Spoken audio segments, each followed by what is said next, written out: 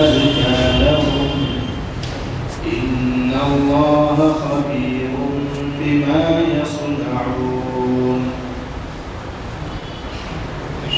وقل للمؤمنات يغضضن من أبصارهن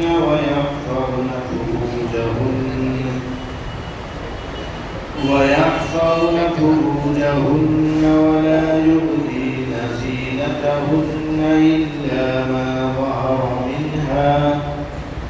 إلا ما ظهر منها وليضربن بخمرهن على جيوبهن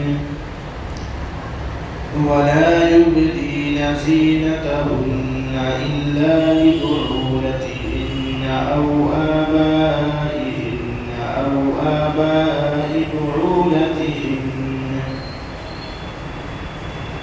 أو أبنائهن أو أبناء بعولتهن أو إخوانهن أو بني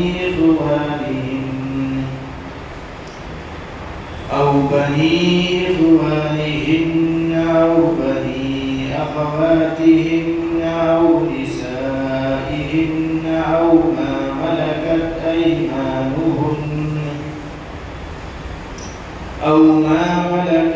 أيمانهن أو التابعين غير أولي الإربة من الرجال أو الطفل الذين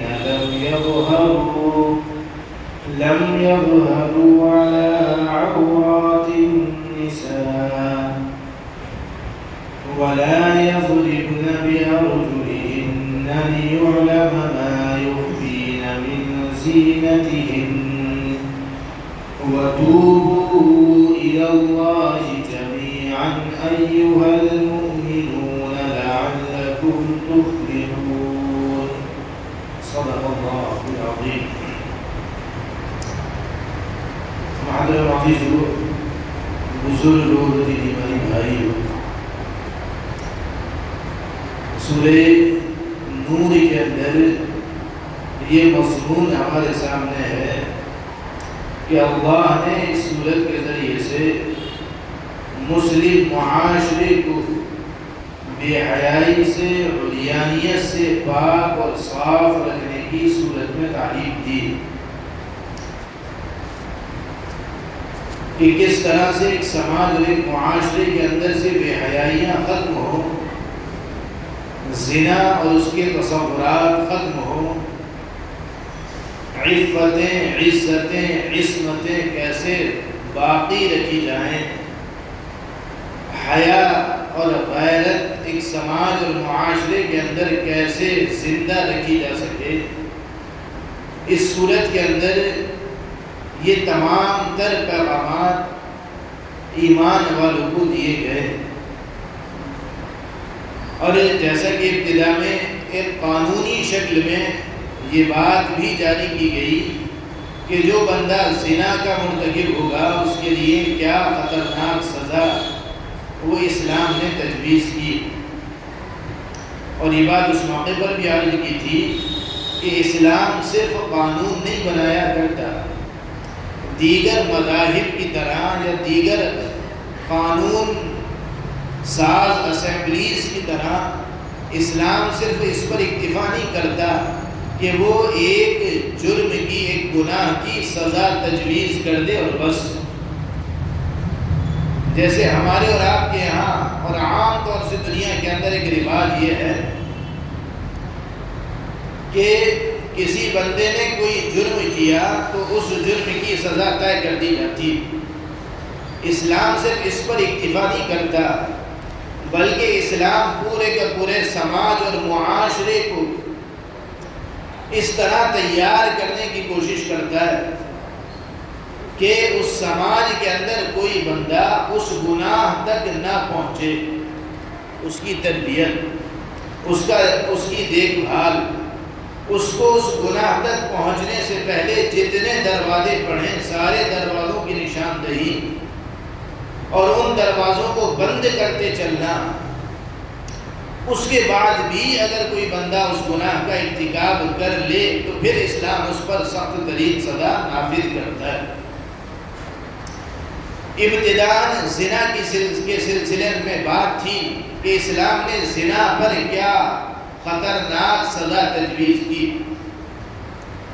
اور یہ بھی امکان تھا کہ جب اتنی خطرناک سزا ہے تو ہو سکتا ہے کہ کوئی بندہ اپنی کسی دشمنی کی بنا پر کسی پر الزام لگا دے، اس لیے الزام لگانے پر بھی سزا طے کی گئی کہ کہیں ایسا نہ ہو کہ اس سزا کے تحت بہت سے بے گناہ لوگ آ جائیں، اور اس کے لیے سخت شرائط عائد کی گئی۔ تیسرا حکم اس سلسلے میں یہ دیا گیا کہ اگر مسئلہ کسی مرد اور عورت کا ہو جو دونوں کے دونوں میاں بیوی ہوں، تو ایسے واقعے میں شوہر کو اپنی بیوی کے خلاف گواہ نہیں ملا کرتے۔ اسلام نے اس سلسلے میں لعان کا ایک نظام، ایک قانون وہ عطا فرمایا کہ جس نے شوہروں کے لیے بہت زیادہ آسانی کری۔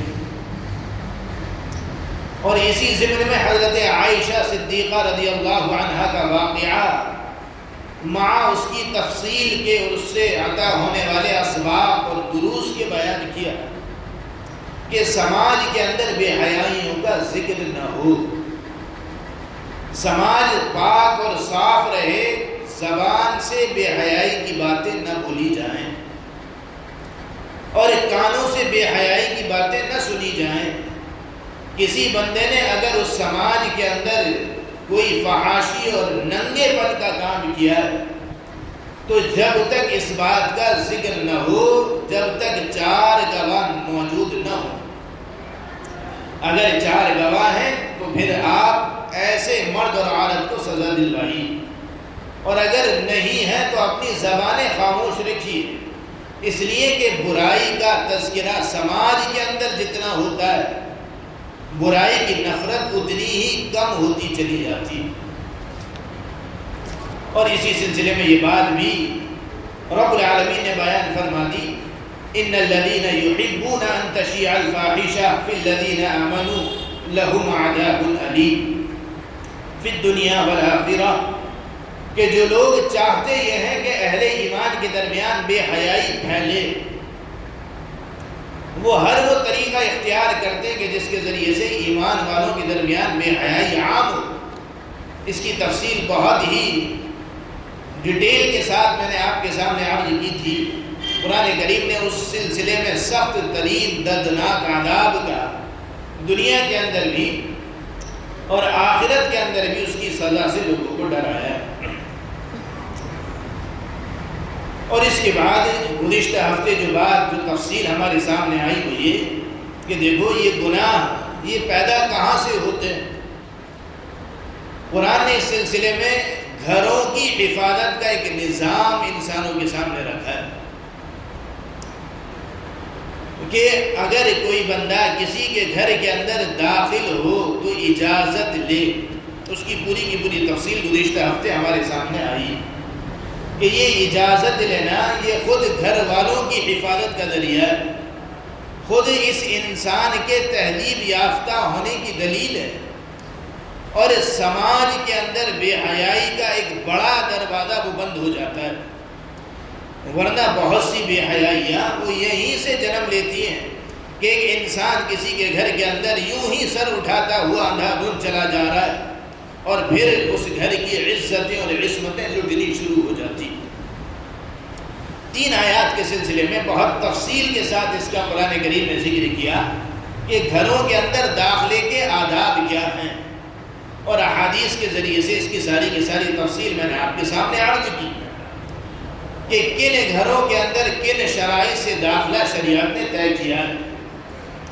اس کے بعد رب العالمین نے یہاں پر جو بات ان آیات کے اندر ذکر کی ہے وہ بہت اہم ہے، اور فرمایا قُلْ لِلْمُؤْمِنِينَ يَغُضُّوا مِنْ أَبْصَارِهِمْ، آپ ایمان والے مردوں سے کہیے کہ اپنی نظروں کو نیچی رکھا کریں۔ آپ ایمان والے مردوں سے کہیے یغضوا من ابصارہم، وہ اپنی نگاہوں کو نیچی رکھا کریں۔ زنا تک انسان بہت بعد میں پہنچتا ہے، لیکن پہلا قدم زنا کی جانب جو بڑھتا ہے وہ اس نگاہ کا اصول ہوتا ہے۔ یہی نگاہ ہے جو انسان کو کہاں سے کہاں پہنچا دیتی ہے۔ اسلام صرف یہ نہیں کہتا کہ کسی بندے نے زنا کر لیا تو پھر اس کو یہ سزا دے دو، اس کو رجم کر دو اور پتھروں سے مار کر ہلاک کر دو۔ اگر وہ کنوارا ہے تو اس پر 100 کوڑوں کی سزا نافذ کرو۔ بلکہ اسلام سب سے پہلے یہ حکم دیتا ہے کہ دیکھو زنا کے جتنے دروازے ہیں سب کو بند کرتے چلو، کسی پر الزام نہیں لگے گا، سماج کے اندر بے حیائیوں کی باتیں نہیں ہوں گی، سماج کے اندر بے حیائی کا ذکر نہیں ہوگا، سماج کے اندر بے حیائی کی باتیں جو لوگ پھیلائیں گے ان کو دردناک عذاب دیا جائے گا۔ کسی پر اگر جھوٹا الزام لگے گا اس کو 80 کوڑوں کی سزا لگائی جائے گی۔ یہ قرآن کریم سارے کے سارے دروازوں کو بند کرتا چلتا ہے۔ گھروں کے اندر داخل ہونے کا یہ قانون رہے گا، یہ نظام رہے گا کہ کسی بندے کو کسی کے گھر کے اندر داخل ہونا ہے، اگر ماں کا گھر بھی ہے یا کسی گھر کے اندر مخصوص کمرے ہیں، کسی بہن کا کمرہ علیحدہ ہے، ماں کا علیحدہ ہے یا کسی اور کا علیحدہ ہے، اس کے اندر ایک دم سے داخل نہیں ہوا جائے گا، بلکہ داخل ہونے سے پہلے اس سے اجازت لی جائے گی یا کم از کم اس کو اطلاع دی جائے گی، کھٹکھٹا کر، کھانس کر یا کسی اور بھی ذریعے سے، تاکہ کسی طرح سے بھی نگاہیں خطا نہ کر جائیں۔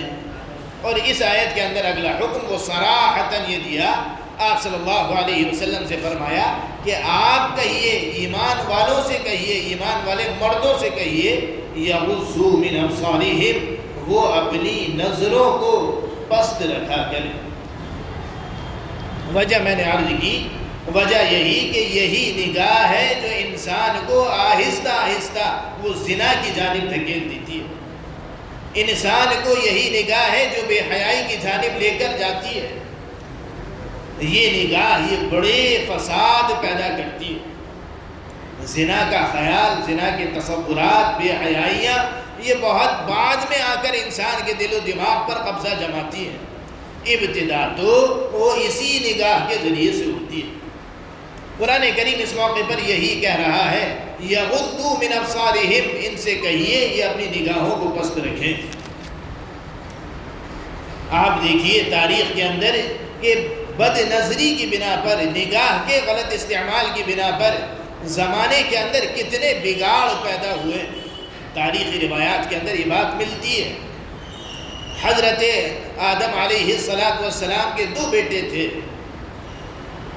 ایک حابیل اور ایک قابیل، اور بڑا مشہور واقعہ ہے کہ ایک بھائی نے دوسرے کو قتل کیا، اور وجہ صرف یہ تھی کہ اس کی جو بیوی تھی وہ اس دوسرے والے کو یہ اچھی لگتی تھی، چاہتا تھا کہ اس کا نکاح اس سے ہو جائے۔ اس بنیاد پر جو فساد پیدا ہوا وہ اس طرح کہ ایک بھائی نے اپنے سگے بھائی کو قتل کیا، اور یہ انسانی تاریخ کے اندر پہلا قتل تھا جس کی وجہ ایک عورت بنی تھی۔ تاریخ کے اندر بے شمار موقع ایسے گزرے کہ انسان کی نگاہوں نے سماج کے اندر فتنہ اور فساد برپا کیا، قتل و غارت گری کا ذریعہ بنا ہے۔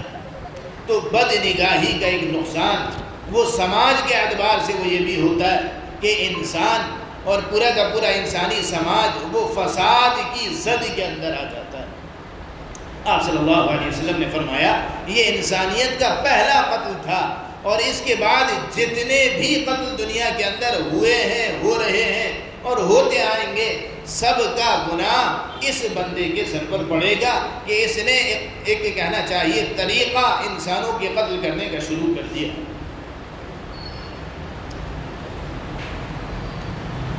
زنا کی پہلی سیڑھی وہ یہ بدنگاہی ہے۔ آپ صلی اللہ علیہ وسلم کی حدیث ہے، العینان زناہما النظر۔ آپ نے فرمایا کہ دیکھو آنکھوں کا زنا وہ دیکھنا ہے، آنکھوں کا زنا وہ دیکھنا ہے۔ والاذنان زناہما الاسماع، اور کانوں کا زنا وہ سننا ہے. یہ زنا کان بھی کیا کرتے ہیں, آنکھیں بھی زنا کرتی ہیں اور ان کا زنا کیا ہے وہ دیکھنا ہے. کان بھی زنا کرتے ہیں اور ان کا زنا کیا ہے وہ بے حیائی کی باتوں کو سننا ہے. اور فرمایا اور الیدانی زناہما البطش, کہ ہاتھ بھی زنا کرتے ہیں اور ان کا زنا وہ کسی غلط چیز کو پکڑنا ہے.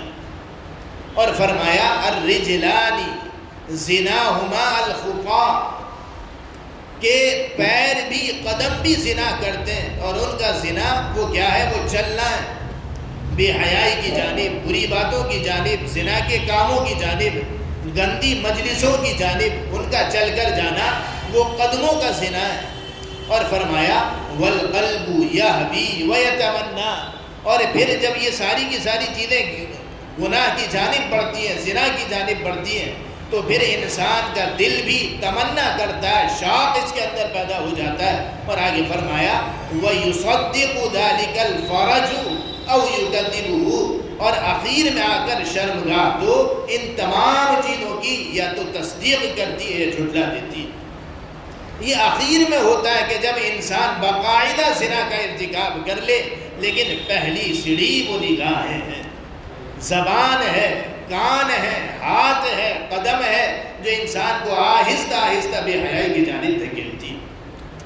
قرآن کریم یہاں پر اسی پر پہلی کہنا چاہیے نگاہ پر پہرے بٹھا رہا ہے اور یہی پابندیاں لگا رہا ہے کہ یغضوا من ابصارہم, ان سے کہیے کہ یہ اپنی نگاہوں کو جھکا لیا کریں. آپ صلی اللہ علیہ وسلم کی حدیث ہے, آپ صلی اللہ علیہ وسلم نے فرمایا کہ جو بندہ اپنی نگاہوں کی حفاظت کر لے گا, جس موقع پر اس کی نگاہ غلط جانب اٹھ رہی ہوگی اور اس موقع پر اللہ کا خوف آ جائے, رب العالمین کی حدیث ہے, حدیث قدسی ہے, آپ صلی اللہ علیہ وسلم نے فرمایا, اللہ تعالیٰ فرماتا ہے کہ جو بندہ میرے خوف سے اپنی نگاہوں کو جھکا لیا کرتا ہے اور حرام کردہ چیزوں سے اپنے آپ کو روک لیا کرتا ہے, رب العالمین فرماتے ہیں کہ میں اس کو بدلے میں ایمان کی حلاوت عطا کرتا ہوں, جس کو وہ اپنے قلب کے اندر محسوس کرتا ہے. اپنی نگاہوں کو حرام سے بچا لینے کا فائدہ یہ ہوتا ہے کہ انسان کو ایمان کی لذت اور حلاوت نصیب ہوتی ہے. انسان کو پھر عبادتوں کے اندر مزہ آنے لگتا ہے. بڑی شکایت رہتی ہے کہ جی ہم نمازیں پڑھتے ہیں, نمازوں میں دل نہیں لگتا, ہم روزہ رکھتے ہیں لیکن ایک بے دھیانی سی رہتی ہے. قرآن کریم کی تلاوت کرو تو 2-3 صفحے پڑھو, 2-3 رکوع پڑھو, پھر دل اکتانے لگتا ہے. ایسا کیوں نہیں ہوتا؟ صحابہ کرام بزرگان دین کے ہم واقعات پڑھتے ہیں کہ وہ رات کو نیت باندھتے تھے, صبح ہو جاتی تھی, اتنا مزہ ان کو عبادتوں کے اندر آیا کرتا تھا. اللہ کا ذکر کرتے تو ہر اللہ کے ہر لفظ پر ان کو لذت محسوس ہوتی. تسبیح میں ان کا دل لگتا, مسجدوں میں ان کا دل لگتا, قرآن کی تلاوتوں میں ان کا دل لگتا, نیک اعمال میں ان کا دل لگتا. اور ایک ہم ہے کہ ہمارے عبادتوں کے اندر سے ہماری طبیعت اکتاتی ہے, دور بھاگا کرتی ہے. وجہ اس کی یہ ہے کہ انسان بد نگاہی کرتا ہے, نگاہوں کا غلط استعمال کرتا ہے اور اس کی بنا پر اس کے دل سے ایمان کی حلاوت کھینچ لی جاتی ہے. وہ نمازیں پڑھے گا لیکن بالکل بد مزگی کے ساتھ, مزہ نہیں آئے گا. قرآن کریم کی تلاوت کرے گا, بس ایسا لگے گا کہ بہت جلد قرآن کے صفحات کو پلٹ کر بند کر کر رکھ دیا جائے. تسبیح لے کر بیٹھے گا, نہ اس میں دل لگے گا. ساری کی ساری لذتیں اور مزہ جو عبادت کا ہوتا ہے, جو ایمان کا ہوتا ہے, وہ انسان کے دل کے اندر سے غائب ہو جایا کرتا ہے. اس کی وجہ کیا ہے؟ وجہ یہ ہے کہ نگاہوں کے غلط استعمال نے اس کے دل کو ناپاک کر دیا. اب یہ دل کسی ایمان کی بات سے, ایمان کی مجلسوں سے, عبادات سے, نمازوں سے, نیک اعمال سے وحشت محسوس کرنے لگتا ہے. اس کے برخلاف جو بندہ اپنی نگاہوں پر پہرے بٹھاتا ہے اور نگاہوں کا کہنا چاہیے صحیح استعمال کرتا ہے, اس کے سامنے موقع تھا حرام کو دیکھنے کا, لیکن اللہ کا خوف غالب آیا اور ایک دم اس نے اپنی نگاہوں کو بند کر لیا, جھکا لیا, اور رب العالمین فرماتا ہے کہ ایسے بندے کو ہم ایمان کی حلاوت عطا فرماتے ہیں جس کو وہ اپنے دل کے اندر محسوس کرتا ہے۔ یہ اتنا بڑا عمل ہے اپنی آنکھ کو حرام سے روک لینے کا۔ ورنہ دوستو یہ چیز اتنی خطرناک ہے کہ انسان کو کبھی اس سے سیری نہیں ہوتی، انسان کا دل کبھی اس سے بھرتا نہیں ہے، انسان کی نگاہ اٹھتی ہے۔ حدیث پاک کے اندر آتا ہے کہ دیکھو حضرت علی رضی اللہ عنہ نے فرمایا کہ اللہ کے رسول اگر کسی نامحرم پر کوئی نگاہ اتفاقاً پڑ جائے، آپ صلی اللہ علیہ وسلم نے فرمایا لا تتبع النظرة النظرة فإن لك الأولى وليست لك الآخرة، کہ دیکھو اگر اتفاقاً کسی غیر محرم پر تمہاری نگاہ پڑ جائے فوراً اپنی نگاہ کو ہٹا لو، پہلے پر تمہارے لیے گنجائش ہے، پہلے کی تمہارے لیے اجازت ہے کہ وہ اتفاقاً پڑھی، بغیر کسی ارادے کے پڑھی، لیکن دوسرے کی اجازت نہیں ہے۔ پہلے کی معافی ہے، اتفاقاً کی معافی ہے، اور اگر ارادے کے ساتھ ہی پہلی اٹھائی جائے تو یہ بھی ناجائز اور حرام۔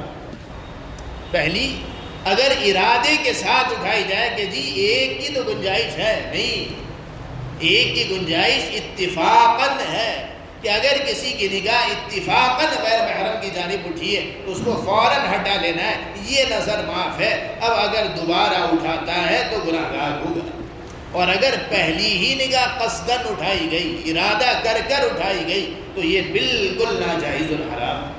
حضرت علی رضی اللہ عنہ سے آپ صلی اللہ علیہ وسلم نے فرمایا لا تتبع النظرة النظرة، کہ دیکھو ایک نگاہ کے بعد دوسری اس کے پیچھے نہ لے جانا۔ فإن لك الأولى، تمہارے لیے پہلی کی گنجائش تھی کہ وہ اتفاقاً پڑ گئی، وليست لك الأخيرة، تمہارے لیے اخیر والے کی، دوسری والے کی، اس کی گنجائش نہیں۔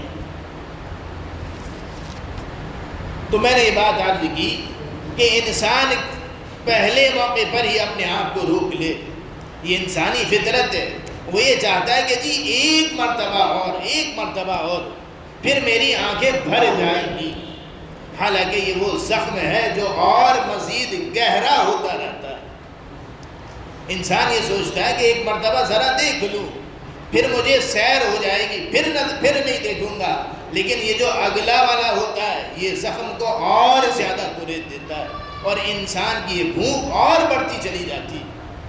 شیطان وہ انسانوں کے سامنے غیر محرموں کے چہرے وہ مزین کر کر پیش کرتا ہے، سجا کر پیش کرتا ہے، وہ اس کو اور بھی زیادہ حسین بنا کر پیش کرتا ہے تاکہ اس کی یہ نگاہ خطا کرے، اس کی یہ نگاہ چوکے، اور پھر اس کا ایمان ہی اس سے چھن جائے اور وہ محروم ہو جائے۔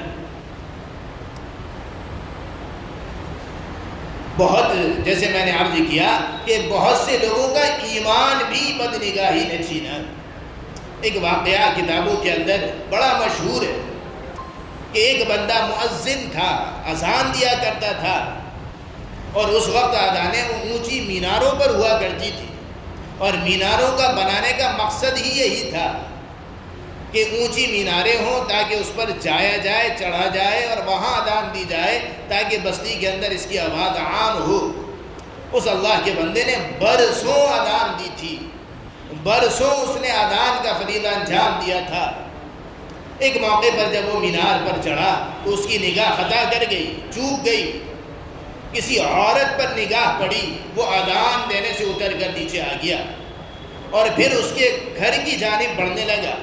وہاں اس کے باپ سے ملاقات ہو گئی، اس نے بات کی کہ میں اس سے شادی کرنا چاہتا ہوں۔ اس نے کہا کہ جی ہم کر دیں گے، لیکن شرط یہ ہے کہ تم کو ہمارا مذہب، عیسائی مذہب یہ قبول کرنا پڑے گا۔ اس نے یہ سوچا کہ ٹھیک ہے، اپنے اس مقصد کو حاصل کرنے کے لیے میں عیسائی مذہب قبول کر لیتا ہوں، اور بعد میں جب نکاح ہو جائے گا تب میں پھر سے مذہب اسلام قبول کر لوں گا۔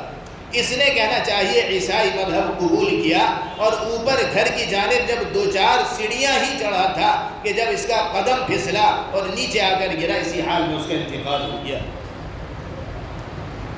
یہ عمل انسانوں کے ایمان کو ختم کر دیتا ہے۔ آپ صلی اللہ علیہ وسلم نے فرمایا کہ دیکھو النظر سہم ابلیس، کہ نگاہ جو ہے وہ ابلیس کا ایک زہریلا تیر ہے، زہریلا تیر ہے۔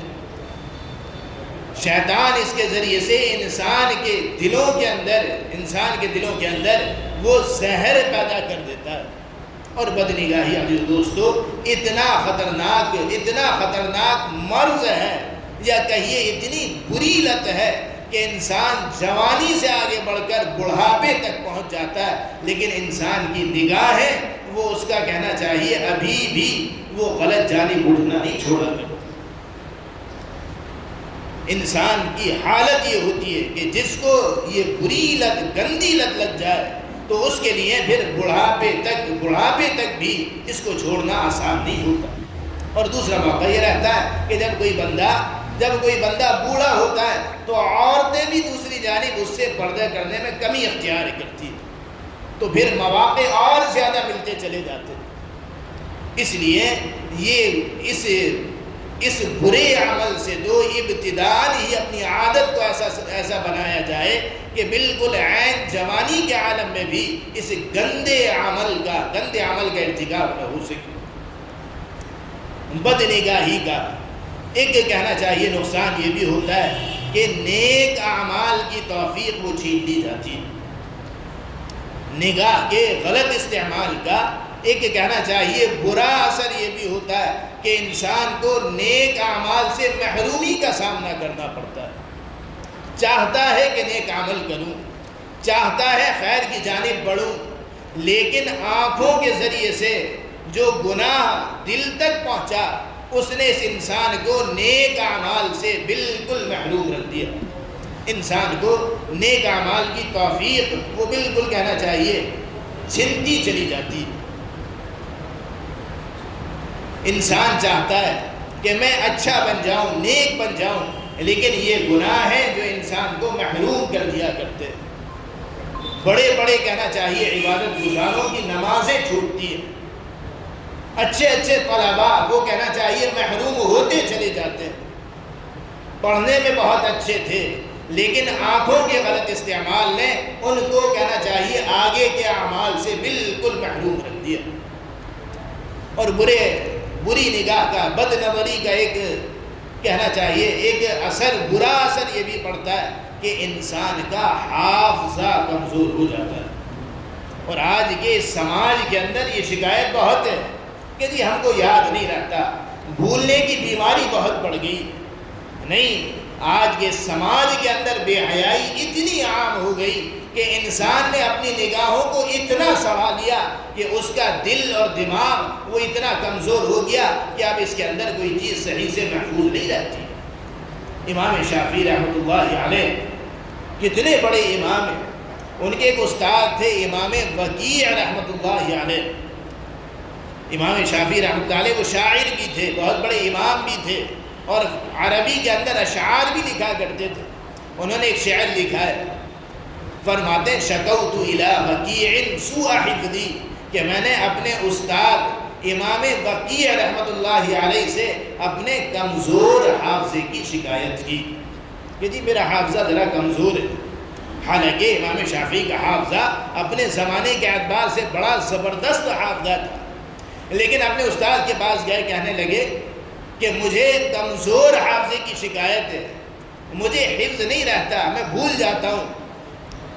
فرمایا فاوصانی الی ترک المعاصی، مجھے میرے استاد نے وصیت کی کہ میں گناہوں کو چھوڑ دوں۔ فاوصانی الی ترک المعاصی، انہوں نے مجھ کو وصیت کی کہ میں گناہوں کو چھوڑ دوں۔ اور فرمایا فإن العلم نور من الہی، کہ دیکھو یہ علم جو ہے یہ اللہ کا نور ہے، یہ اللہ کا نور ہے۔ وَنُورُ اللَّهِ لَا يُعْطَىٰ لِعَاصِي، اور اللہ کا نور کسی گناہگار کو ملا نہیں کرتا۔ یہ علم یہ اللہ کا نور ہے، یہ خیر کی باتیں یہ اللہ کا نور ہے، یہ دینداری کی باتیں یہ اللہ کا نور ہے، یہ دل کے اندر جگہ لیتی ہیں۔ اور جس انسان کی نگاہیں ناپاک ہوں تو لازماً اس کا دل بھی اسی طرح کہنا چاہیے بگڑ جاتا ہے، اور پھر اس کا نتیجہ یہ ہوتا ہے کہ اس کے اندر جب کوئی غیر ہوگا تو پھر اس کے اندر خیر کی باتیں وہ نہیں آیا کرتی، اس کے اندر علم نہیں اترا کرتا۔ اس کا دماغ بھی پھر اسی اعتبار سے کمزور تر ہوتا چلا جاتا ہے، اور پھر یہ شکایت ہوتی ہے کہ جی ہمارا حافظہ، ہماری یادداشت وہ کمزور ہونے لگی۔ اسی طرح آپ صلی اللہ علیہ وسلم نے فرمایا لعن اللہ الناظر والمنظور الیہ، کہ اللہ تعالیٰ بد نظری کرنے والے پر لعنت بھیجتا ہے۔ ذرا سوچو، غیر محرم کو دیکھنے والا وہ اللہ کی لعنت کا مستحق بنتا ہے۔ اور حدیث پاک کے اندر اگلا لفظ ہے والمنظور الیہ، کہ اللہ کی لعنت دیکھنے والے پر بھی ہوتی ہے اور اس پر بھی ہوتی ہے جو اپنے آپ کو دکھاتا ہے۔ وہ عورتیں جو چاہتی ہیں کہ غیر محرم ہم کو دیکھے، وہ عورتیں جو نکلتی ہی اسی لیے ہیں، سج کر سنور کر ایسی تقریبات کے اندر، ایسی مجلسوں کے اندر کہ جس پر غیر محرم کی نگاہیں پڑیں۔ آپ صلی اللہ علیہ وسلم کی حدیث ہے کہ اللہ تعالیٰ ایسے مرد پر بھی جو دیکھتا ہے اور ایسی عورتوں پر بھی لعنت بھیجتا ہے۔ ذرا سوچو کہ جس پر اللہ کی لعنت ہو گئی ہو تو پھر وہ رحمت سے تو دور ہو گیا۔ اب پھر یہ شکوہ کہ جناب ہمارا یہ کام اٹک گیا، جناب ہم پر جنات کا سایہ ہو گیا، ہم پر یہ چیزیں ہو گئی۔ پھر یہ چیزیں ذرا بتاؤ کہ پھر یہ تعجب کی باتیں کہ آپ کیسی باتیں کرتے ہو۔ آپ نے ایسی شادیاں نہیں چھوڑی جہاں غیر محرم آپ کے چہرے کو نہ دیکھیں، آپ کے کھلے ہوئے بال نہ دیکھیں، اور آپ کو یہ شکایت ہے، یہ ہوا کیا؟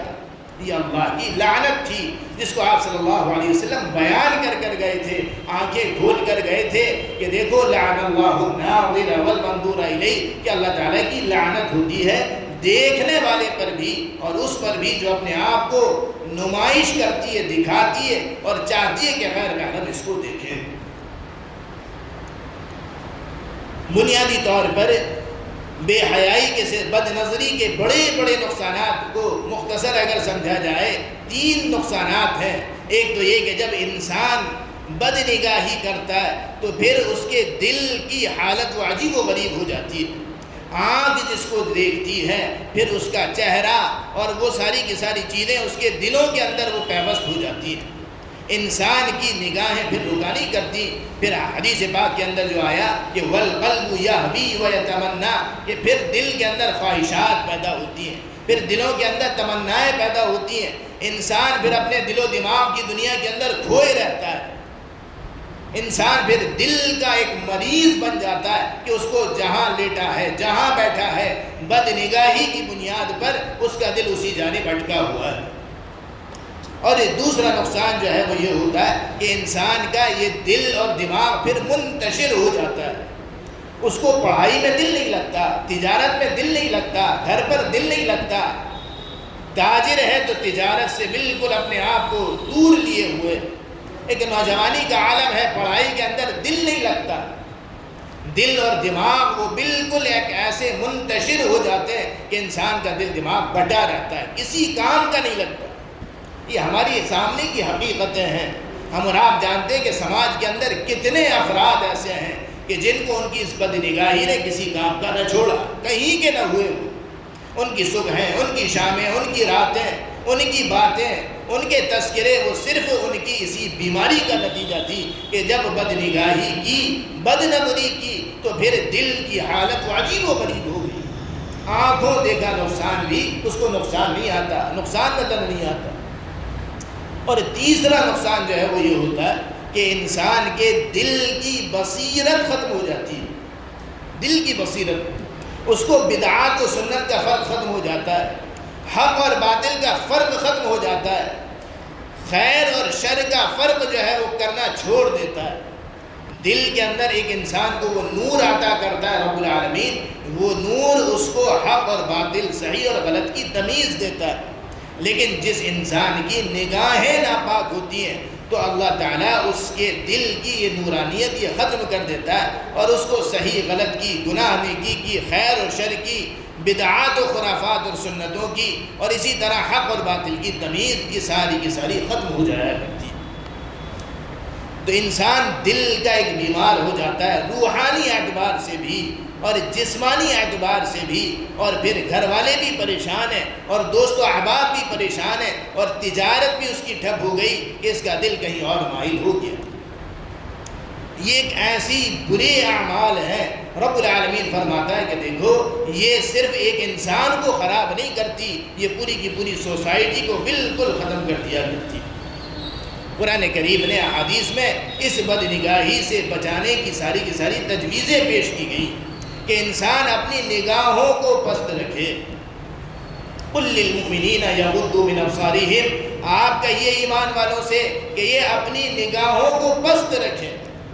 راستے میں اگر چلیں تو یہاں پر بے حیائی کے بڑے مواقع ہیں، یہاں پر غیر محرم عورتیں ہیں، یہاں پر ایسی تصویریں ہیں، ایسے اشتہارات ہیں کہ انسان کی نگاہیں بچ نہیں سکتی۔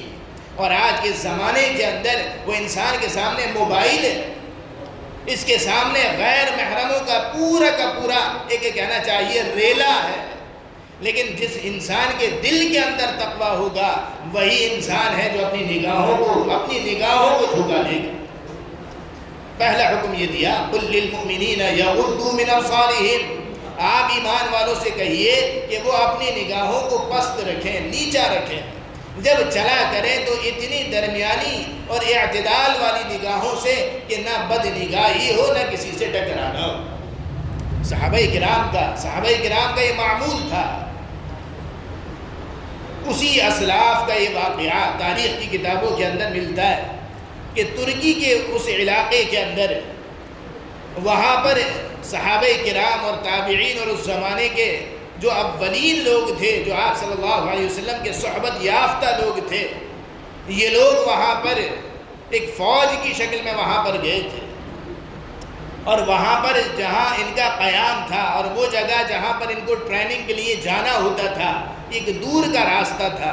رات کو ان کا قیام یہاں رہتا، صبح کو یہ وہاں جایا کرتے، اور وہاں جو دشمنان اسلام تھے وہ یہ بات جانتے تھے کہ ان لوگوں کو طاقتور بنانے والا وہ ان کا ایمان ہے، ان کا ایمان ہے جو ان کو مضبوط کرتا ہے۔ ان کو ایمان کو چھیننے کی کوششیں اور تدبیریں کرنی چاہیے، لہذا انہوں نے یہ تدبیر اختیار کی کہ یہاں پر ان کے راستے کے اندر عورتوں کو، دوشیزاؤں کو، نوجوان بچیوں کو آراستہ کر سجا کر سنوار کر کھڑا کیا جائے تاکہ اس موقع پر ان کی نگاہ اٹھے اور یہ کہنا چاہیے عورتوں کے فتنوں کے اندر گرفتار ہو جائیں، اور پھر نتیجہ یہ ہو کہ ان کے دلوں کے اندر کی ساری نورانیت ختم ہو جائے۔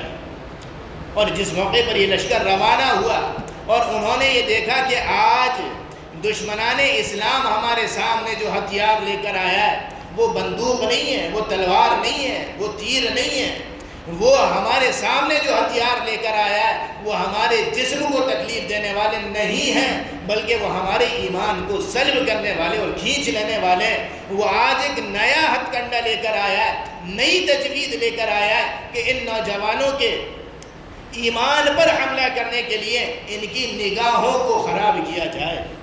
یہ لشکر جا رہا ہے اور سامنے وہ ساری کی ساری دوشیزائیں جو کھڑی ہوئی ہیں ان کے ایمان کو سلب کرنے کے لیے امیر لشکر ان سے یہ کہتا ہے، اور قرآن کریم کی یہ آیت تلاوت کرتا ہے اور سارے کے سارے لشکر سے یہ کہتا ہے کہ دیکھو رب العالمین نے قرآن کریم کے اندر فرمایا ہے قُل لِّلْمُؤْمِنِينَ يَغُضُّوا مِنْ أَبْصَارِهِمْ وَيَحْفَظُوا فُرُوجَهُمْ ذَلِكَ أَزْكَىٰ لَهُمْ إِنَّ اللَّهَ خَبِيرٌ بِمَا يَصْنَعُونَ۔ اللہ تعالیٰ فرماتا ہے ایمان والوں سے کہ اپنی نگاہوں کو پست کر۔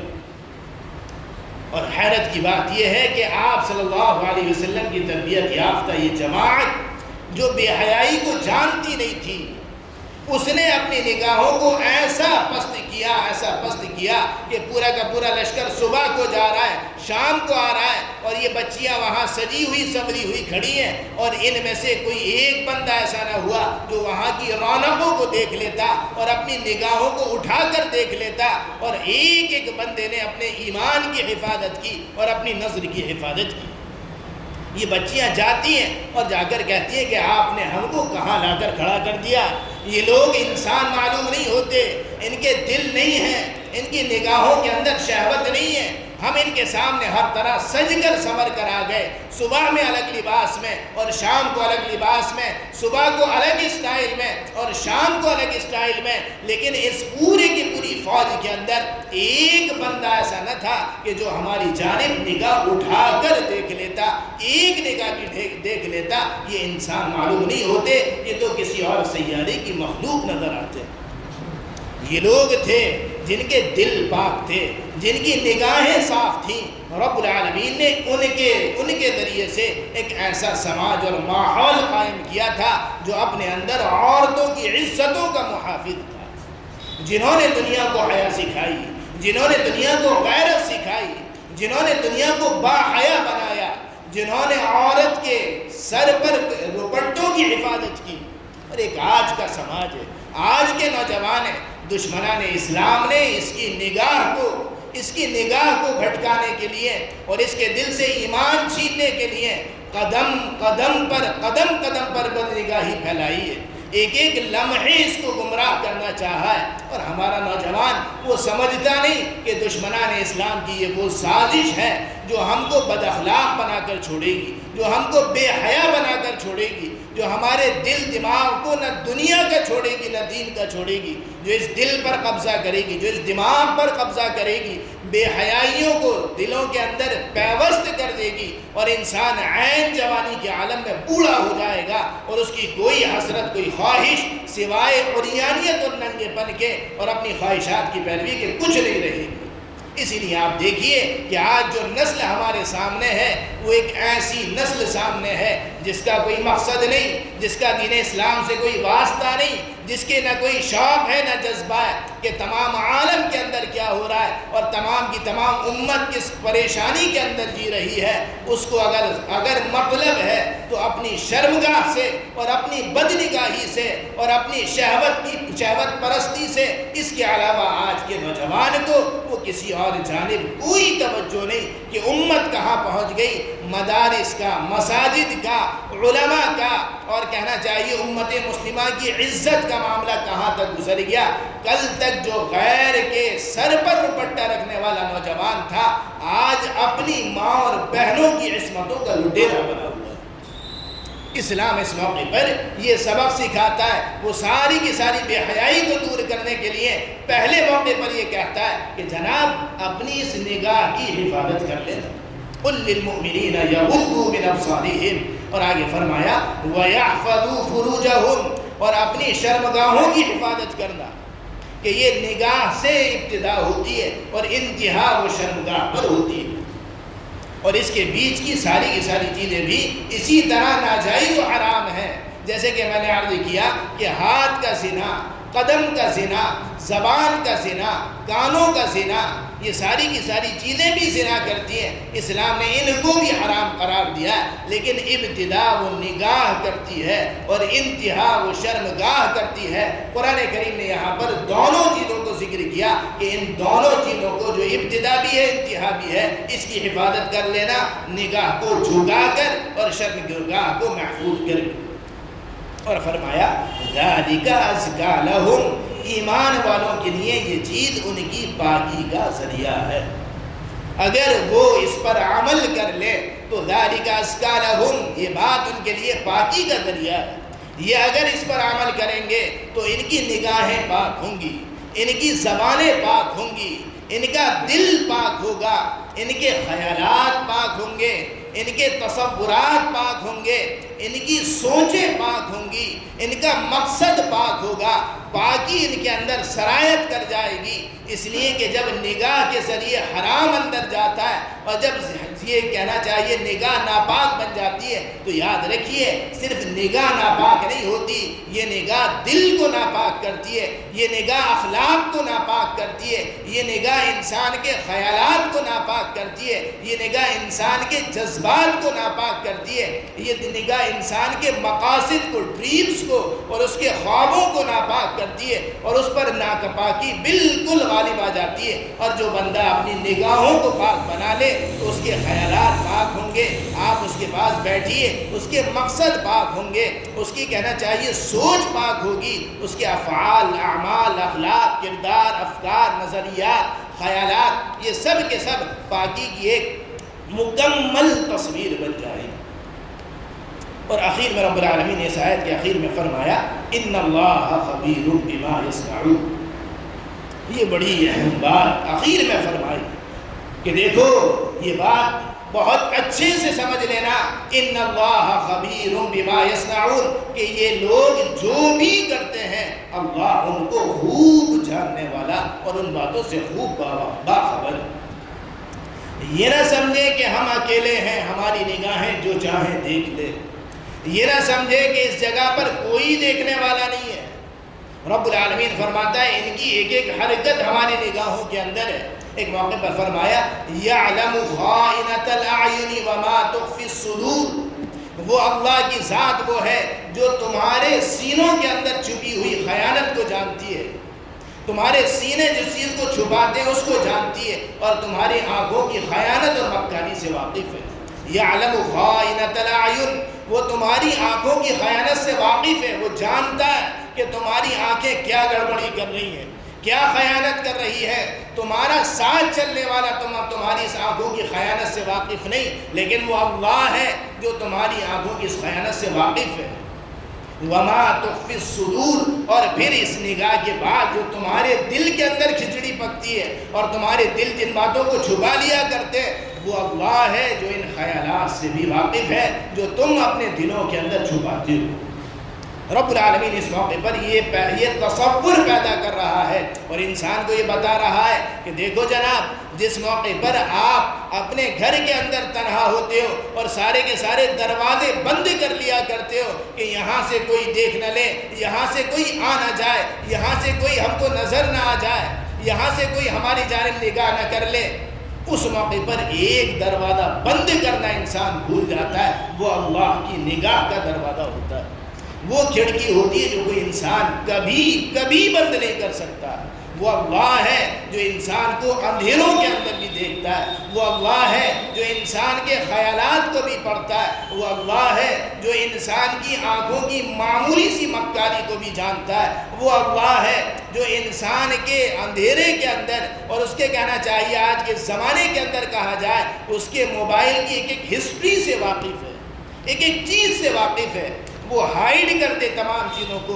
وہ چاہ لے کہ سارے کے سارے انسان چاہ کر میرا موبائل دیکھ نہ سکے، وہ اس پر ایپ لاک لگا دے. وہ سارے کے سارے حربے اختیار کر لے کہ میرا موبائل کسی کے ہاتھ اگر لگ جائے تو کوئی اس کے اندر کوئی چیز دیکھ نہ سکے. رب العالمین فرماتا ہے ہم تمہارے دلوں کے بھید جانتے ہیں. موبائل ہے کیا چیز، یہ کیا چیز ہے. انسان ایسے موقع پر یہ بھول جاتا ہے کہ میں نے اپنی اس بے حیائی کو اس موبائل کے اندر قید کر دیا، اس فولڈر کے اندر قید کر دیا. اس کے اندر کہنا چاہیے وہ لاک لگا دیے کہ کسی انسان کے ہاتھ لگ جائے تو وہ اندر تک جھانک نہ سکے. لیکن وہ اللہ ہے، وہ اللہ ہے جو روز قیامت میں انسانوں کے سامنے گواہ لے کر آئے گا. ایک ایک چیز انسانوں کی بے حیائی کا گواہ بنے گی، اور اس موقع پر انسان کے یہ پورے بھی گواہی دینے سے چوک نہ سکیں گے. بتا دیں گے کہ کیا ٹائپ کیا تھا، آنکھیں خود بتائیں گی کہ کیا دیکھا تھا. رب العالمین اس آیت کے اخیر کے اس جز کے اندر انسانوں کو اسی بات سے ڈراتا ہے کہ یہ منہ بھول جانا کہ کوئی دیکھنے والا نہیں ہے. ان اللہ خبیر بما یصنعون، بلا شبہ اللہ تعالیٰ وہ بہت باخبر ہے ان تمام چیزوں سے جو یہ انسان، جو یہ لوگ کیا کرتے ہیں. رب العالمین ہم سب کو اپنا کامل یقین نصیب فرما دے. یہ تصور ہمارے دل و دماغ کے اندر پیوست فرما دے کہ اللہ ہم کو دیکھ رہا ہے. ہماری نگاہوں کو اللہ تعالیٰ پاکی نصیب فرما دے. وآخر دعوانا الحمدللہ رب العالمین.